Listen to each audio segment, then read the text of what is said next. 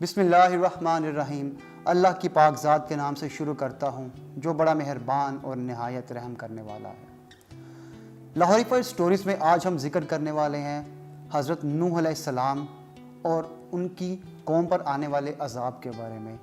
قرآن مجید کی روشنی میں اور قصص الانبیاء سے لیے ہوئے یہ واقعات ہم آپ سے ڈسکس کریں گے۔ ہمارے اس چینل کو سبسکرائب کر لیجئے، ساتھ بیل آئیکن دبا دیجئے تاکہ آپ کو آئندہ آنے والی ویڈیوز کا نوٹیفیکیشن ملتا رہے۔ حضرت نوح علیہ السلام حضرت آدم علیہ السلام کے تقریباً 1000 سال بعد عراق کی سرزمین پر پیدا ہوئے۔ سیدنا نوح علیہ السلام حضرت ادریس علیہ السلام کے پوتے تھے۔ نوح علیہ السلام کی قوم بتوں اور شیطانوں کی پوجا کرتی تھی۔ حضرت نوح علیہ السلام کا ذکر تقریباً 45 مرتبہ قرآن مجید میں آیا ہے۔ حضرت نوح علیہ السلام تقریباً 1000 سال سے بھی زیادہ زندہ رہے۔ جب اللہ تعالیٰ نے حضرت نوح علیہ السلام کو مبعوث فرمایا تھا تو اس وقت ان کی قوم یعنی جن پر ان کو مبعوث فرمایا گیا تھا وہ بتوں اور شرک میں مبتلا تھی۔ حضرت ابن عباس رضی اللہ تعالیٰ عنہ فرماتے ہیں رسول صلی اللہ علیہ وسلم نے فرمایا آدم علیہ السلام اور نوح علیہ السلام کے درمیان 10 قرن تھے اور ایک قرن 100 سال کا ہوتا ہے۔ آدم علیہ السلام کے 1000 سال بعد تک لوگ توحید پر قائم رہے اور پھر شیطان نے آہستہ آہستہ شرک کے راستے ان کو لگا دیا۔ حضرت نوح علیہ السلام کو جب اللہ تعالیٰ نے مبعوث فرمایا تو انہوں نے لوگوں کو اللہ کی طرف دعوت دی یعنی کہ وحدانیت کی دعوت دی۔ انہوں نے بہت مشقت اٹھائی۔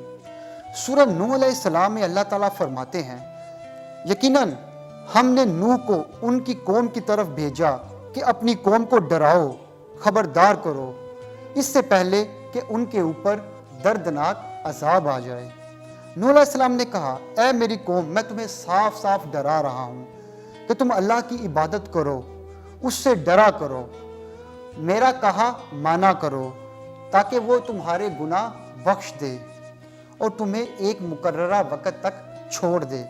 یقیناً اللہ کا وعدہ جب آتا ہے تو موقوف نہیں ہوتا، کاش تمہیں سمجھ ہوتی۔ حضرت نوح علیہ السلام تبلیغ کے لیے سخت محنت اور مشقت کرتے تھے۔ لوگوں کے گھروں میں اجتماعات میں جا جا کر انہیں تبلیغ کرتے تھے، تلقین کرتے تھے۔ اسی طرح تبلیغ اور تلقین کرتے انہیں 950 یعنی 950 سال گزر گئے اور صرف چند گنے چنے لوگوں نے ان پر ایمان لایا۔ نوح کی قوم میں اس وقت ایک بادشاہ تھا جو بڑا مغرور تھا۔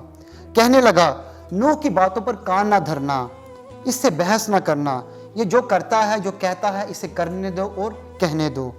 چنانچہ لوگ نوح کی بجائے بادشاہ کی باتوں پر عمل کرنے لگ گئے۔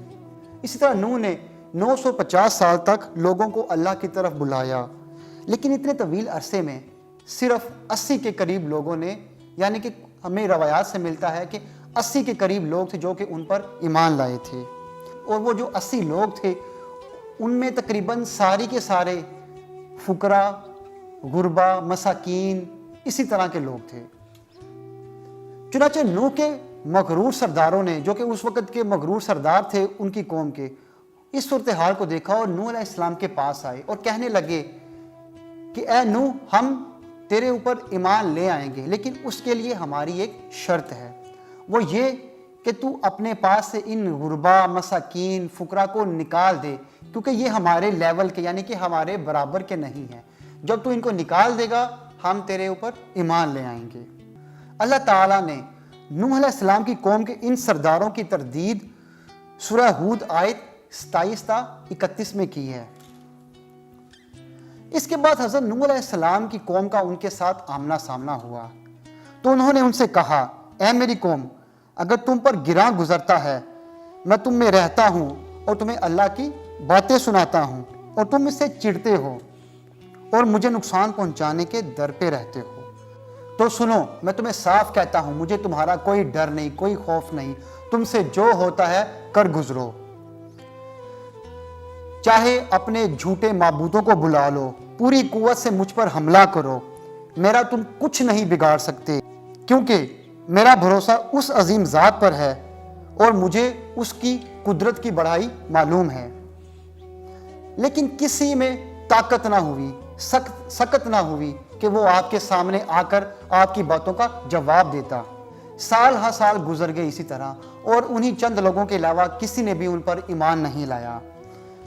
لہٰذا اللہ نے نوح علیہ السلام کی طرف وحی نازل کی اور فرمایا اب کوئی ایمان نہیں لائے گا۔ اللہ تعالیٰ سورہ ہود میں فرماتے ہیں نوح پر وحی کی گئی کہ آپ کی قوم میں سے جو ایمان لا چکے ہیں ان کے سوا اب اور کوئی بھی ایمان نہیں لائے گا، بس آپ ان کے کاموں پر غمگین نہ ہوں۔